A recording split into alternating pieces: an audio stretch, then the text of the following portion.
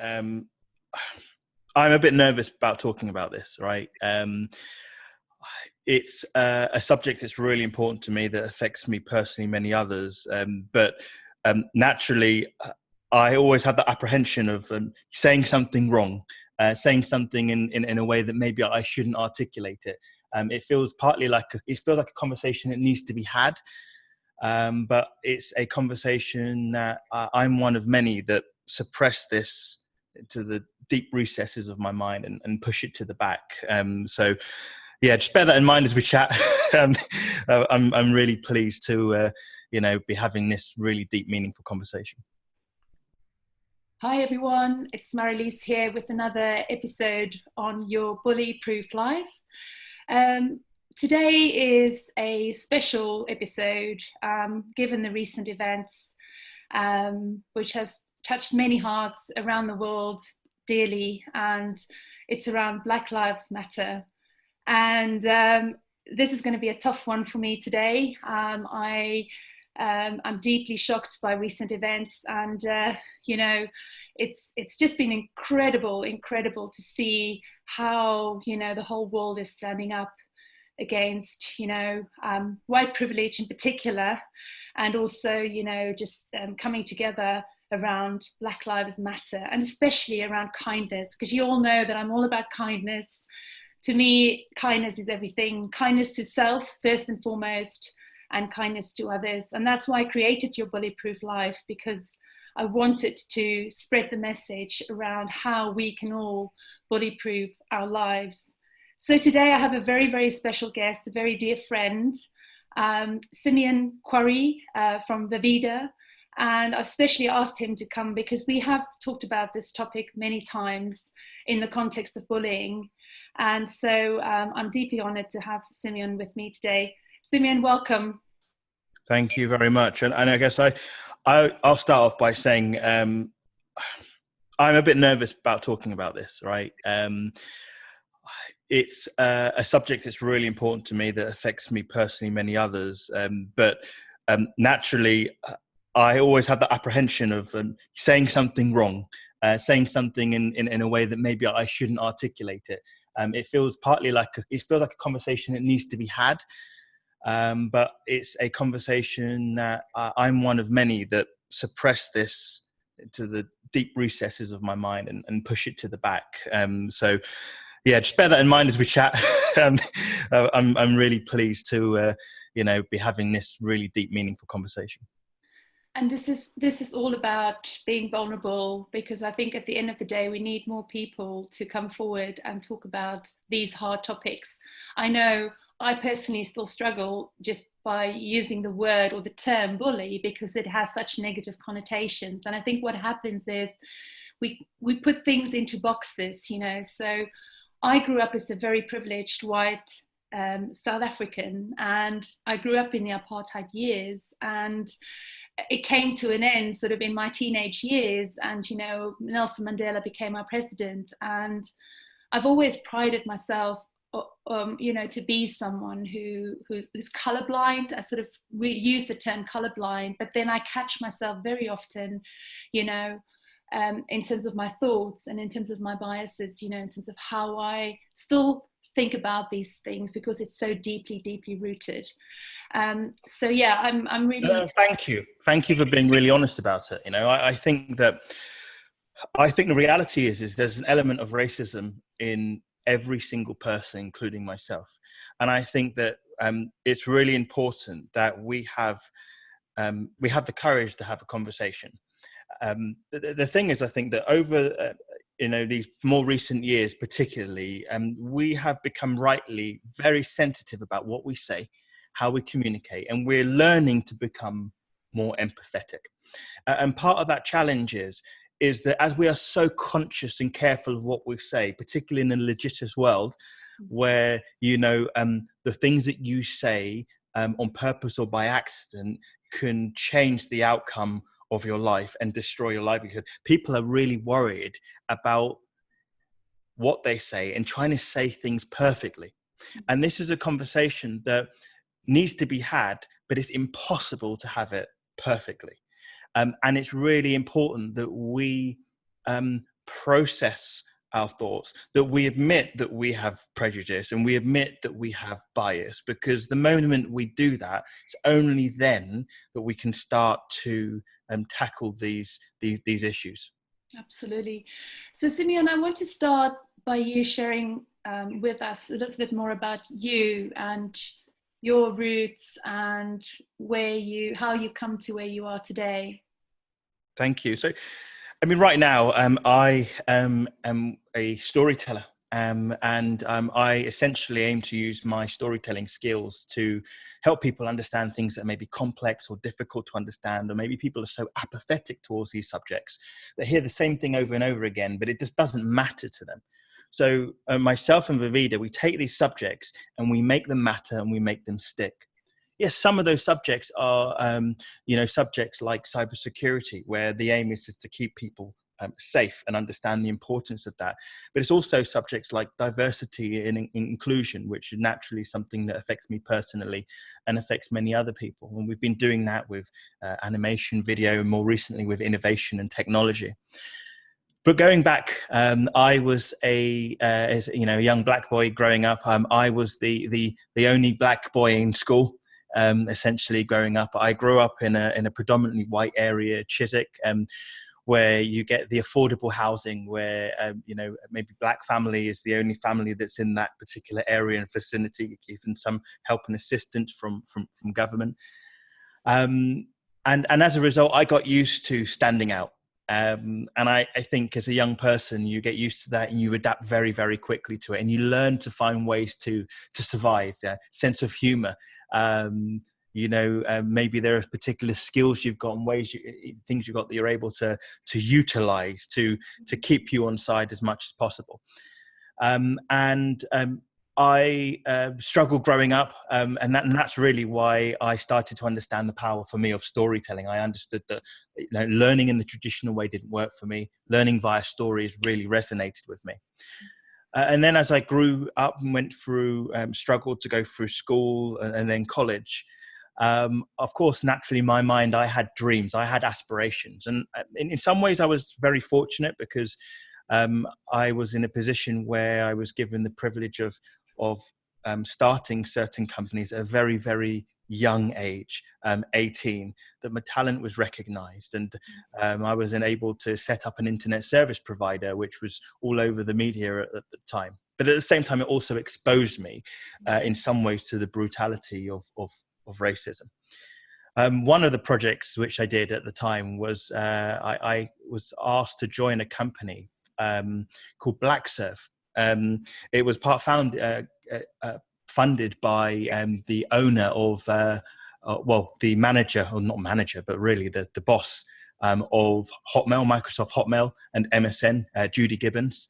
Amazing lady. And I joined that company, and the CEO was running that organization then called Black Serve. And the aim was to promote black culture.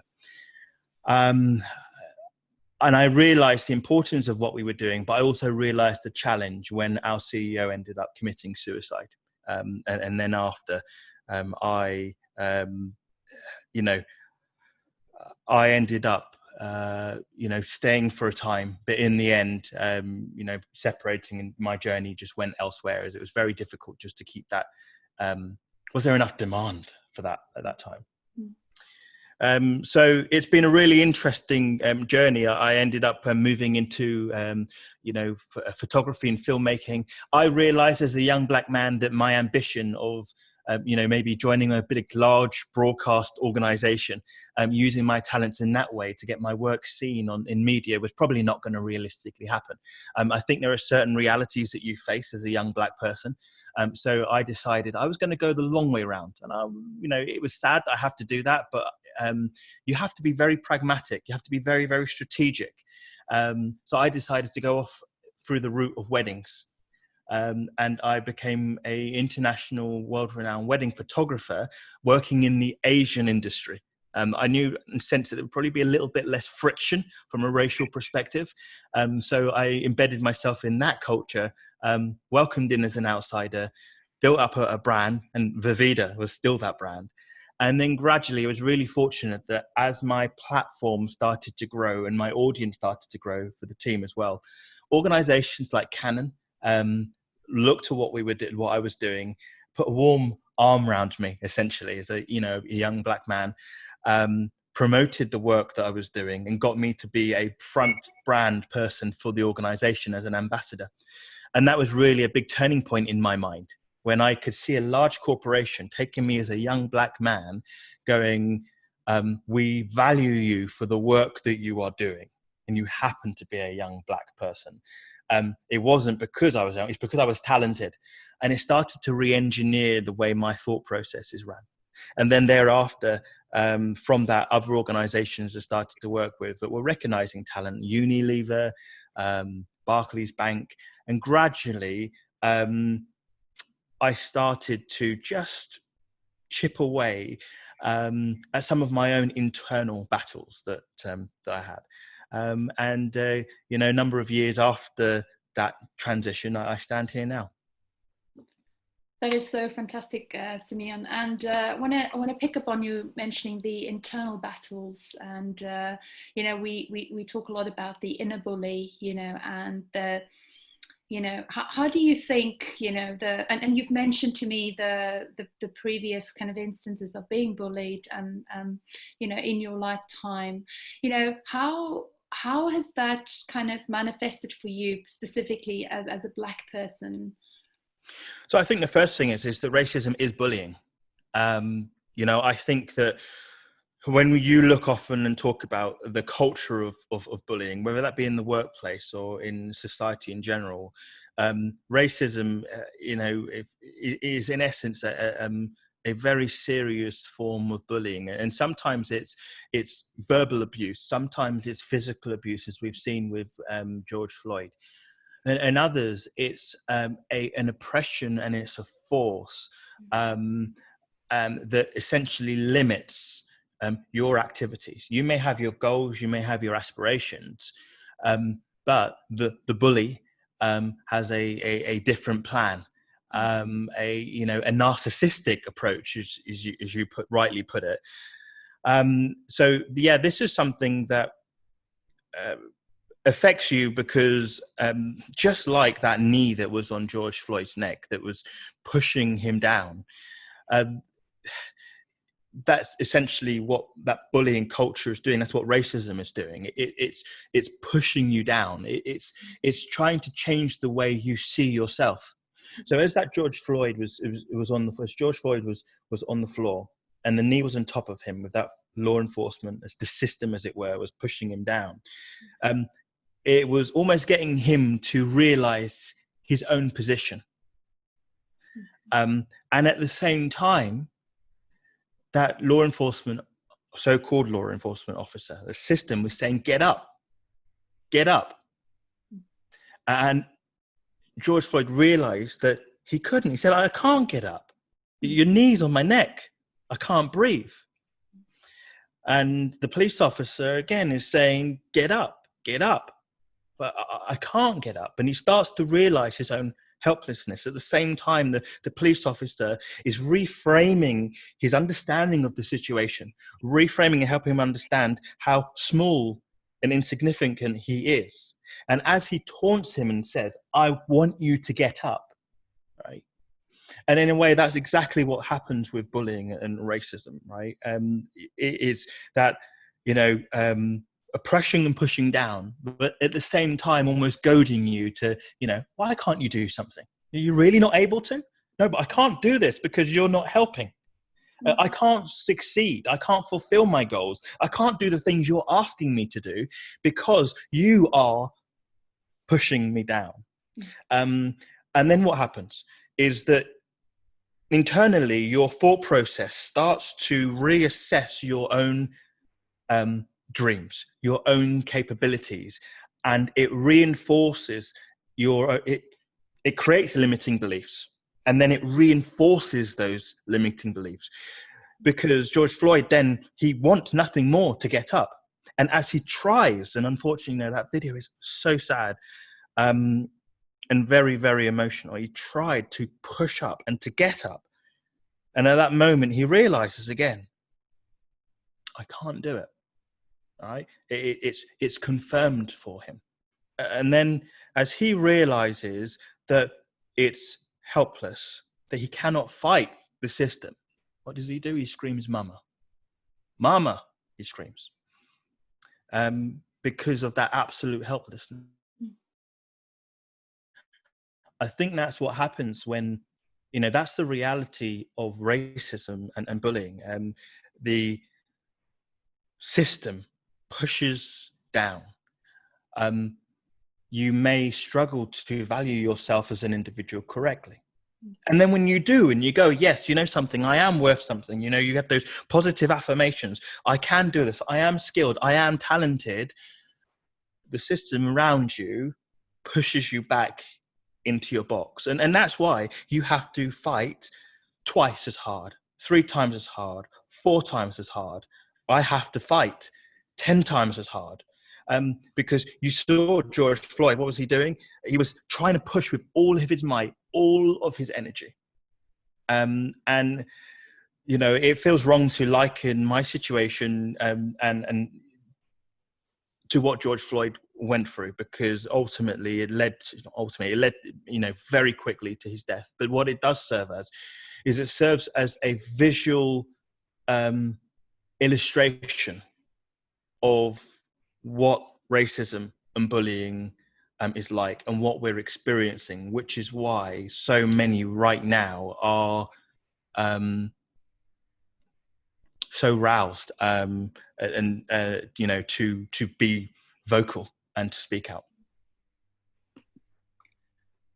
Absolutely. And I can relate to so much that you've just said from a perspective of being a woman in a male dominating world, in a corporate world where, I think the crushing, you're experiencing on a daily basis in terms of that, kicking you whilst you're lying down approach is very, it makes you really start doubting yourself, as you said, and it's like, how do you fight back, and how do you come back twice as hard if you're coming from a place where you're doubting yourself, where you're actually believing them, you believing that you're actually not good enough. And how do you fight back? How do you stand up? What do you do? Well, it's interesting, in your book you talk about the inner and the outer game, and the inner game, when it's about thinking and feeling.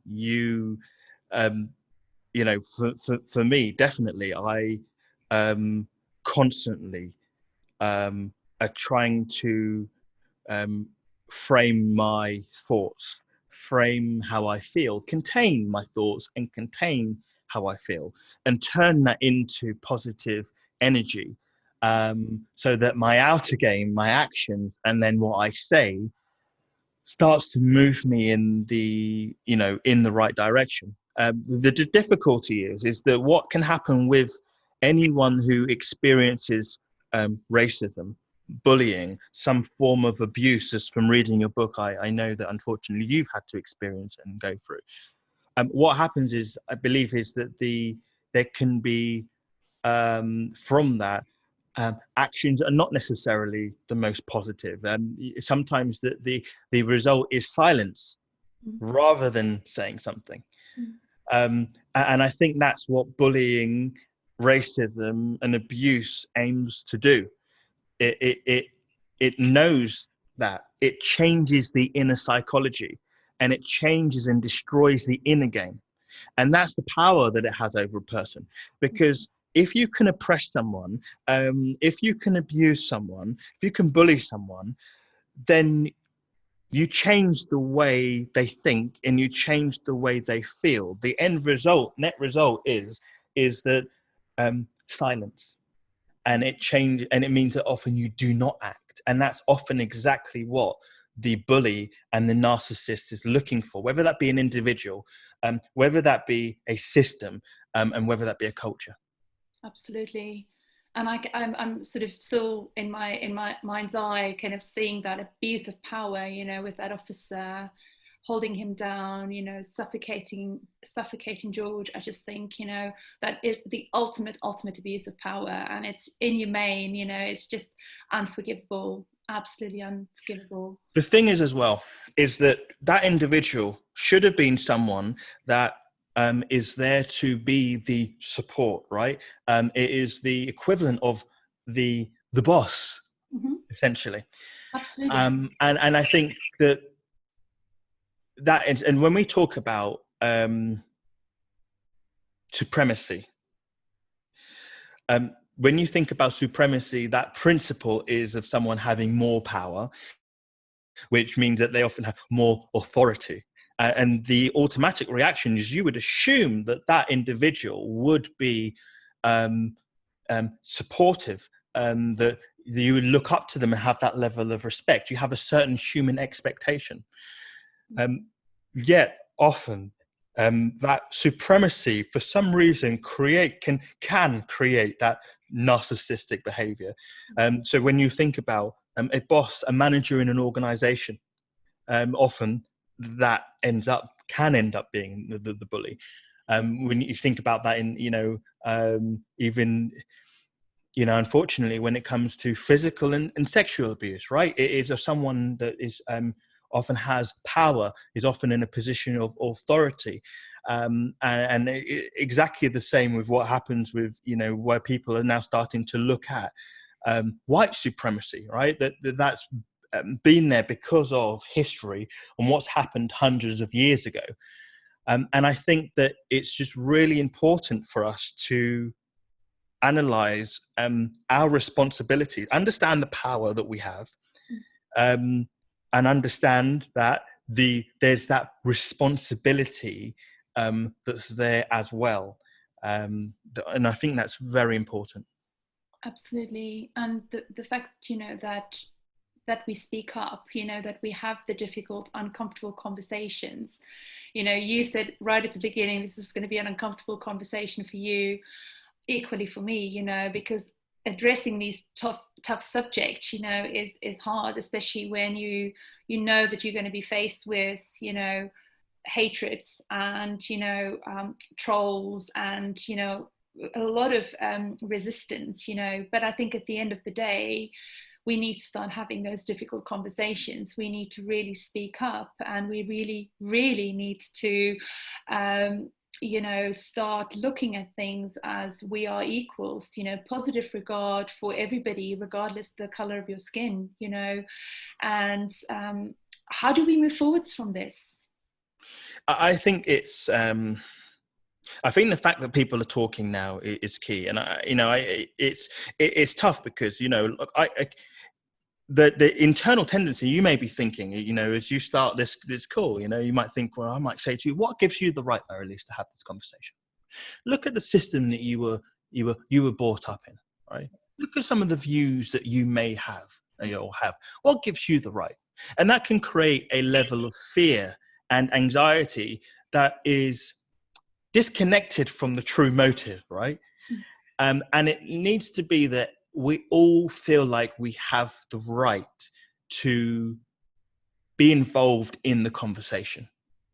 It should not just be Black people that are speaking about this issue. Black people, we need to understand that everyone's going to have their own way of vocalizing it, right?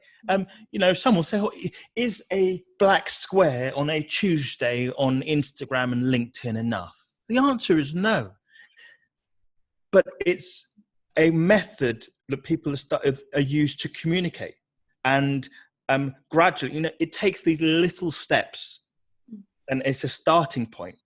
And it's a move in the right direction. I think the key thing is that I think is really powerful with what's happening right now with this movement is that those who are in a position of privilege start to recognize that they are in a position of privilege, and then that they start to use that privilege to assist and to help and support, because the mouthpiece that you have is larger. The audience that you have is larger. The respect, unfortunately, currently, that you have is larger, which represents power for change. So I think that is, is really important. I think it's also important, and I know I've read the book, I've spoken to you personally, and I know the subject of abuse is something that it affects people that I love very, very closely. And one of the things I understand from speaking and listen to your experience personally, reading the book, and also from those that are very close to me who have experienced some form of sexual abuse, is that the instinct is that there is silence, firstly. And that the way of dealing with trauma is often to block it out as a method of survival. And I think that often people need to understand that for many Black people who have experienced forms of racism, that may be at first the initial reaction is that silence. So you might look at a person like me and go, Simeon is an ambassador for Canon, he founder of Avida, he works with YouTube, Google, It doesn't happen to him. It does. And it does affect me. It has affected me. But what happens is often you suppress it. One of those reasons you may do it is you may do it out of fear. The fear of what other people will think. Same as we know, we liken this to abuse. And in some ways, I have no right to do that. There are similarities, but there are massive, vast differences. So I hope you'll bear with me as I'm using this really as an example. But one from those that I love who have been through, situations of abuse, one of the fears is what people may think and how they will deal with them and how they'll be viewed, which then means that often there may be that element of silence. And I know that I've been silent in the past, partly because I'm worried about how I will be viewed. Because the bully and human nature, from an animalistic instinct, is searching for a weakness. Okay, in your book, you talk a lot about Simba and Scar and Lion King, and when lions look for prey, or where they look for others within a pack, they're looking and searching for weaknesses. Okay, so when you know that you have a weakness, often you try to hide it, right? Because you understand that becomes a vulnerability that prey may look for and use against you. So often when, as a Black person, there is an element of trying to protect yourself. The difficulty is that as a Black person, you can never hide it. It's always visible. So when people assess it and they look at that weakness, they understand it's there and it's tapped into and it's used. I remember an example. I've not spoken about this publicly before, but now particularly I feel that it's probably right to in some ways. I was asked by an agency to I was recognized for the storytelling and filmmaking skills. And this agency had a job from, an amazing filmmaking job that would be in parts of New York, parts of Washington, and also parts of San Francisco. And it was for General Electric.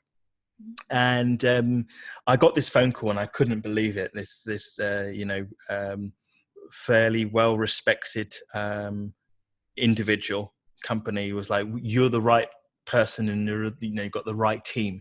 We want you to fly out with us to these countries and tell this really important story. And I remember I couldn't believe it. We packed within a number of days. I was on a plane with all my camera equipment, working shifts with my team as I was paying for them as well to go to different countries, and we were documenting this story. I remember I went into the General Electric offices, and I remember meeting Sean, an amazingly, for me, inspirational Black man who was in a position of authority within General Electric, and he was conveying the story that needed to be told. And I was there with this agency who I was working underneath. So we were filming, and then we finished doing some of that filming. We were moving to the next location. We were driving from, I think it was New York State through to Washington. And I just got talking to this well-known journalist and the owner of this agency that I was working for to create material for General Electric, and started to talk about my personal, is there anything you're struggling with? And I said to her, yeah, I'm struggling actually in some ways. I'm starting to move into the corporate arena, and as a young black man, that can be really difficult, because of course what happens is people assess you, look at you, and they judge you as not being suitable, not having the experience, maybe not being the right individual. How could you possibly get the idea? And she gave me a really interesting piece of advice, and she said, get some glasses and grow your beard.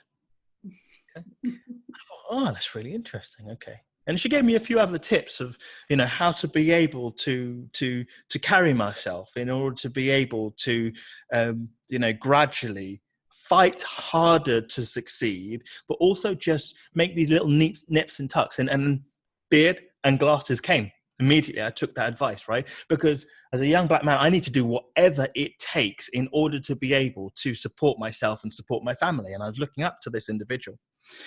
So I did this project, and it was, fantastic. And then all of a sudden I got back, and this agency and this individual I looked up for decided not to pay me.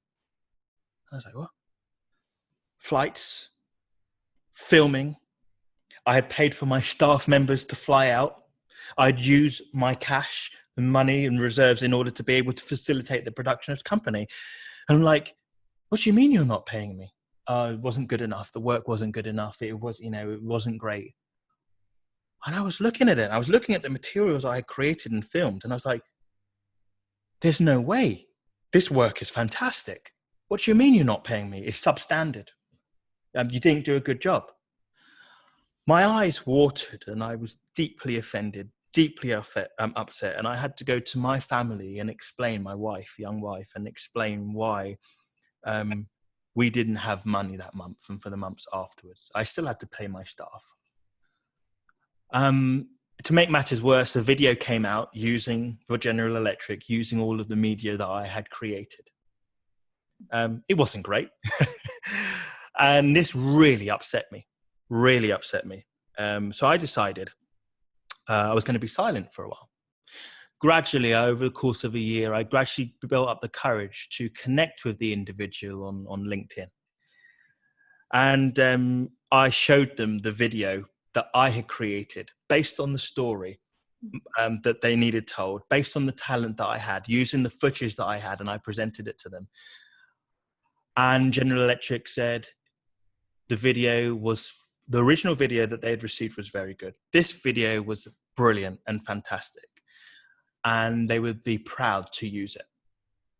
And again, my emotions came flooding back, because I had shown my weakness to this other individual and had been totally taken advantage of.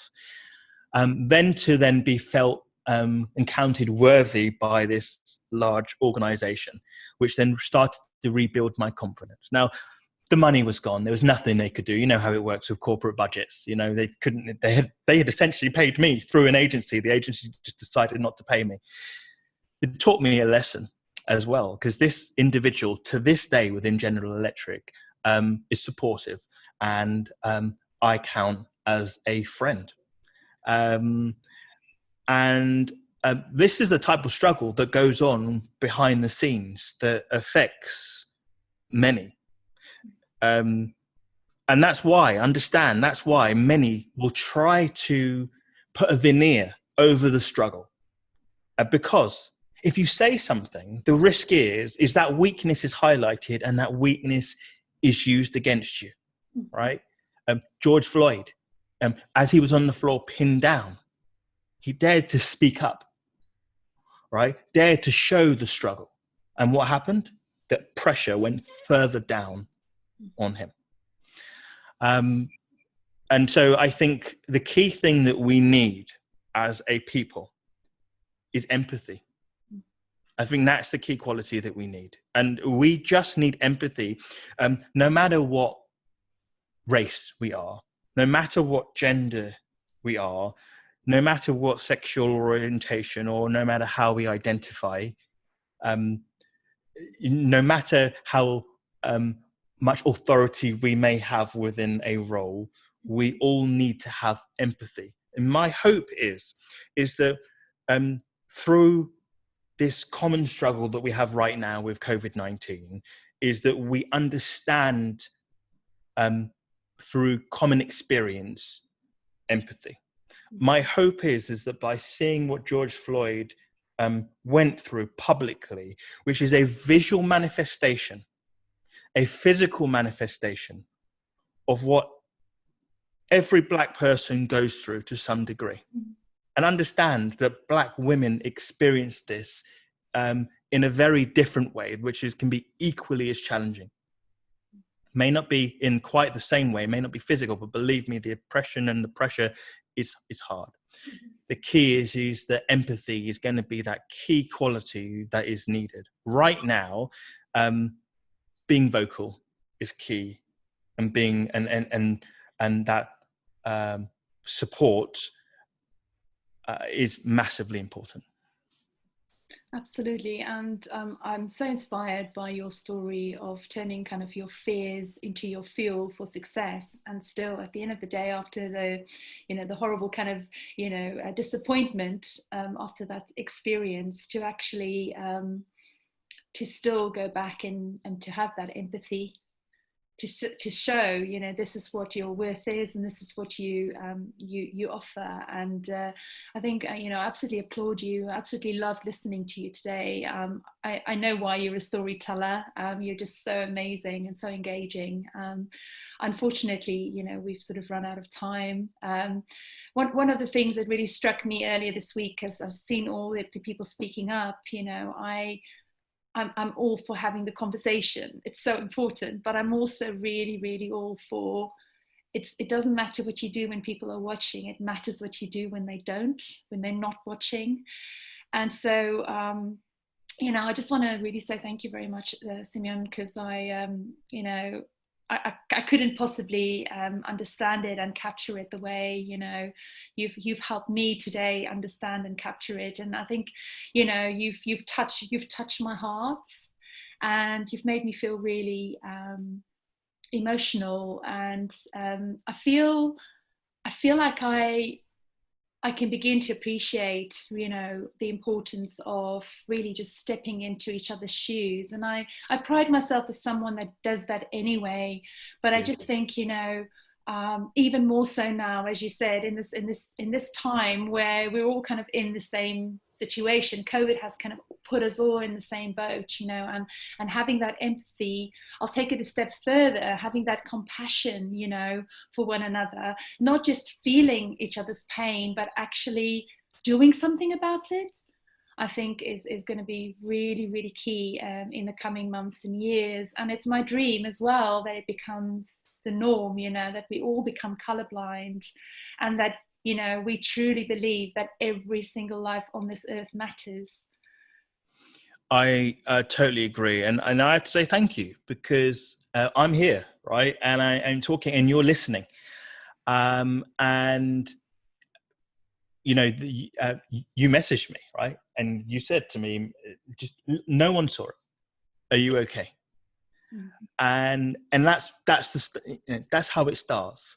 And I just think that the work that you're doing with regard to understanding the negative effects of bullying, the understanding that there is a culture of bullying, and the negative impacts that has on individuals, but also societies that need to thrive, organizations and cultures within organizations that need to thrive.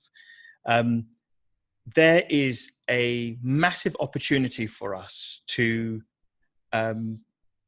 win together big, to be more productive, to be more innovative, to have cultures where we all want to exist, wake up in the morning and thrive.